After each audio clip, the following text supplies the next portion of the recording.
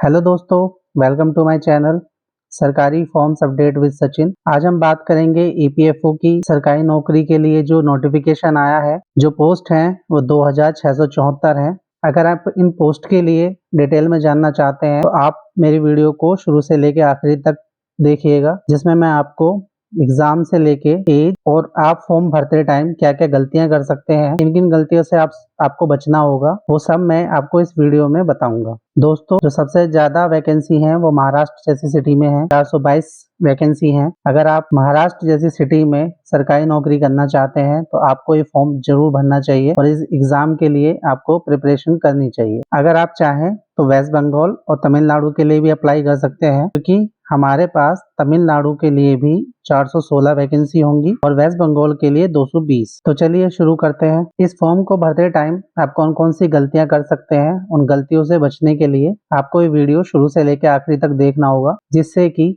जब आप इस फॉर्म को फिल करेंगे आप वो गलतियां ना दोहराएं। चलिए हम शुरू करते हैं इंट्रोडक्शन से। इस सरकारी नौकरी को अप्लाई करने के लिए आपको सिर्फ ऑनलाइन मोड से ही इसको करना होगा, ऑफलाइन आप नहीं कर सकते हैं। एक से ज्यादा एप्लीकेशन आप सबमिट नहीं कर सकते हैं। अगर एक से ज्यादा आप एप्लीकेशन सबमिट करते हैं एक ही नाम से या एक ही सर्टिफिकेट से, तो उनको रिजेक्ट कर दिया जाएगा। अब बात करते हैं ऑनलाइन रजिस्ट्रेशन की डेट की, जो कि 27 मार्च को शुरू होगा और 26 अप्रैल तक चलेगा। सोशल सिक्योरिटी असिस्टेंट ये ग्रुप सी की जॉब होगी, जिसका जो पे स्केल है वो काफी अच्छा है। ऑनलाइन एप्लीकेशन की फीस की लिए बात करें तो अगर आप SC ST PWBD female candidate हैं या एक्स सर्विसमैन है तो आपकी जो फीस होगी वो नील होगी। अदर कैटेगरी के लिए फीस 700 रुपए होगी। अगर फॉर्म भरते टाइम आपसे कुछ गलतियां हो जाती हैं, को ठीक करने के लिए आपको 27 अप्रैल से 28 अप्रैल के बीच का टाइम दिया जाएगा। इस एग्जामिनेशन के लिए एडमिट कार्ड या फिर आंसर कीज के लिए अभी कोई डेट फाइनल नहीं की गई है। जो भी डेट फाइनल होगी वो आप इनकी ऑफिशियल वेबसाइट पर जाकर चेक कर सकते हैं। एग्जामिनेशन की बात करें, स्टेज 1 और स्टेज 2 दो तरह से एग्जामिनेशन होगी। पहला आपका कंप्यूटर बेस्ड एग्जामिनेशन होगा फेज 1, और दूसरा आपका कंप्यूटर टाइपिंग टेस्ट होगा, जो कि कंप्यूटर डेटा एंट्री टेस्ट होगा। नॉर्मली वैकेंसीज को डिटेल में पढ़ने के लिए इस नोटिफिकेशन की PDF का लिंक मैं अपने डिस्क्रिप्शन बॉक्स में दे दूंगा। किस राज्य में कितनी वैकेंसी है आप उन्हें देख सकते हैं, कितनी रिजर्व रहेंगी और कितनी अनरिजर्व है वो आप डिटेल में यहाँ पे पढ़ सकते हैं। चलिए बात करते हैं एजुकेशन और अदर क्वालिफिकेशन की। आपके पास सिर्फ एक बैचलर डिग्री होनी चाहिए किसी भी रिकॉग्नाइज यूनिवर्सिटी से। आपकी जो टाइपिंग स्पीड होगी इंग्लिश में 35 वर्ड पर मिनट होनी चाहिए, या फिर आप हिंदी में भी दे सकते हैं और हिंदी में सिर्फ वो 30 वर्ड पर मिनट होगी। जो भी कैंडिडेट अभी ग्रेजुएशन के फाइनल ईयर में है और अपने रिजल्ट का वेट कर रहे हैं वो इसे अप्लाई नहीं कर सकते हैं। एज लिमिट और एलिजिबिलिटी के लिए बात करते हैं। जो एज लिमिट होगी वो 18 से 27 साल के लिए होगी। एज रिलैक्सेशन के लिए SC ST के लिए 5 साल, OBC और NCL के लिए 3 साल के लिए होगी। अगर आप कोई पहले से गवर्नमेंट सर्वेंट हैं तो भी आप इस फॉर्म को अप्लाई कर सकते हैं। जनरल में जो एज लिमिट है वो 40 है, SC के लिए 45, SC ST, OBC NCL के लिए वो एज 43 होगी। चलिए दोस्तों, अब बात कर लेते हैं एग्जामिनेशन की। फेज 1 एग्जामिनेशन में जो आपका एग्जाम होगा वो 2 घंटे 30 मिनट 2.5 घंटे का होगा, जिनमें आपको general aptitude, general knowledge, quantitative ability, general English, computer literacy का होगा। आपका जो इंग्लिश है, इंग्लिश के जो क्वेश्चंस होंगे आपके वो ऑब्जेक्टिव टाइप होंगे। टोटल 600 मार्क्स का ये आपका एग्जाम होगा। इस एग्जामिनेशन में नेगेटिव मार्किंग भी रखी गई है, जो कि 1/4 होगी, यानी कि 0.25 आप बोल सकते हैं। अगर आपके 4 नंबर का कोई क्वेश्चन सही है और आप 2 क्वेश्चन गलत कर देते हैं तो 4 में से आपका आधा नंबर जो है वो कट कर दिया जाएगा, तो इसको 3.5 नंबर ही आपके कंसिडर किए जाएंगे। तो आप कोशिश करें कि आप ज्यादा से ज्यादा, पर जिनके लिए आप 100% श्योर हैं, सिर्फ उन्हीं क्वेश्चंस को अटेम्प्ट करें। जैसा कि मैंने आपको पहले ही बताया, फेज 2 जो है कंप्यूटर स्किल टेस्ट है, यानी कि कंप्यूटर डेटा एंट्री टेस्ट होगा।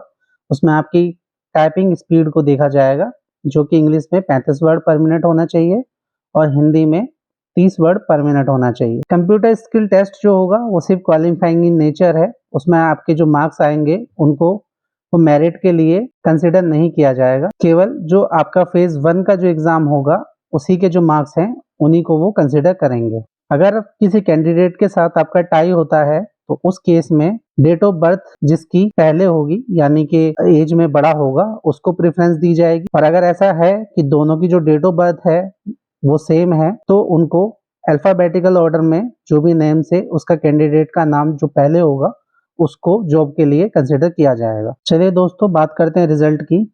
वो आप इनकी ऑफिशियल वेबसाइट पर जाकर चेक कर सकते हैं और कोई भी इंफॉर्मेशन इस एग्जाम से रिलेटेड आपको चाहिए तो आप इनकी वेबसाइट पे जाके ही चेक करें, अदर किसी वेबसाइट पे जाके ये सब आप चेक ना करें।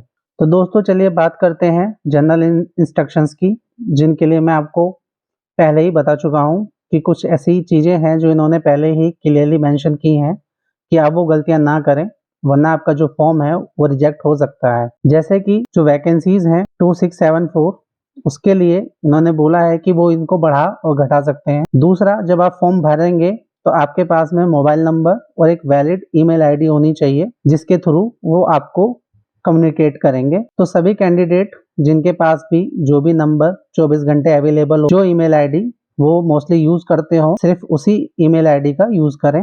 कैंडिडेट को एडवाइस किया गया है कि किसी भी लेटेस्ट इंफॉर्मेशन के लिए वो केवल इनकी ऑफिशियल वेबसाइट पे जाके ही चेक करें। फॉर्म को फिल करते टाइम आप अपना name, contact number, address, email ID, category, इन सबको ठीक से फिल कीजिएगा, कोई गलती ना हो। आप दोबारा से उसे रीचेक कर सकते हैं। पिन कोड आप जरूर प्रोवाइड करवाइएगा विद फुल एड्रेस, ताकि आपकी जॉब से रिलेटेड कोई भी लेटर आपके पते पर सही टाइम पर पहुंच पाए। आपसे फॉर्म भरने में कोई भी गलती हो जाती है तो उनका जो टाइम पीरियड रखा गया है, जो कि 27 से 28 तारीख के बीच था, आप तभी बस उसे ठीक कर सकते हैं।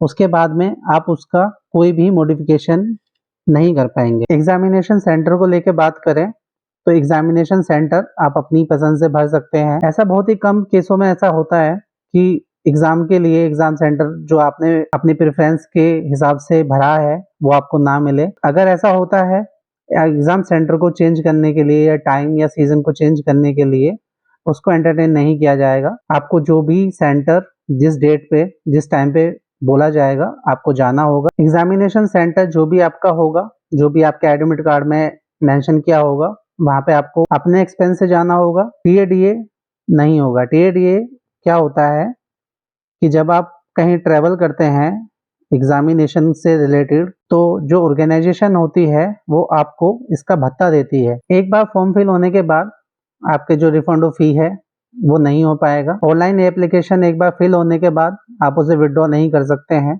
मतलब कि आप उसे कैंसिल नहीं कर पाएंगे।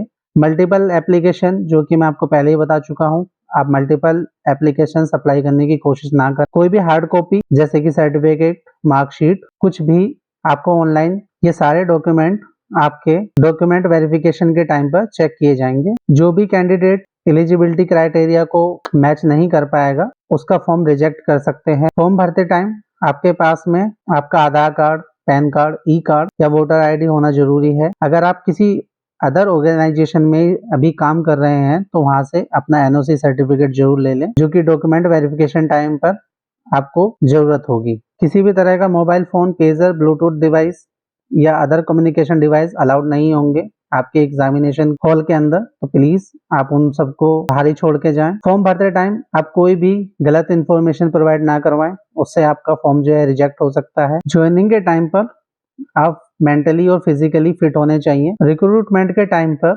अगर ऐसा पाया जाता है कि आप मेंटली या फिजिकली इस जॉब के लिए फिट नहीं है, वो कैंसिल की जा सकती है। चलिए दोस्तों अब बात कर लेते हैं, जब आप ऑनलाइन फॉर्म को फिल करने जाएंगे तो ये इनकी ऑफिशियल वेबसाइट है जिसके थ्रू आप इस फॉर्म को फिल कर सकते हैं। फॉर्म को फिल करते टाइम आपके पास में ये चीजें पहले से ही होनी चाहिए। एक गवर्नमेंट आईडी प्रूफ जैसे कि पैन कार्ड, आधार कार्ड आप रख सकते हैं। आपका डेट ऑफ बर्थ जो कि आपका 10th बोर्ड का सर्टिफिकेट हो सकता है। एजुकेशन क्वालिफिकेशन डिटेल कि आपने अपनी 10th, 12th और ग्रेजुएशन किस ईयर में की है, कैसे मार्क्स से की है, वो सब आप पहले से ही रेडी रख सकते हैं। अगर आप SC, ST, OBC, EWS की कैटेगरी में आते हैं, कॉलम में आप टिक कर सकते हैं। एक आपका पासपोर्ट साइज फोटो होना चाहिए आपके पास, जिसका जो साइज है वो 10 KB से 200 KB के अंदर होना चाहिए, वो विदाउट मास्क होना चाहिए। और आपके पास एक वैलिड ईमेल आईडी होनी चाहिए और एक वैलिड मोबाइल नंबर। इन सभी चीजों को लेकर आप ये फॉर्म फिल कर सकते हैं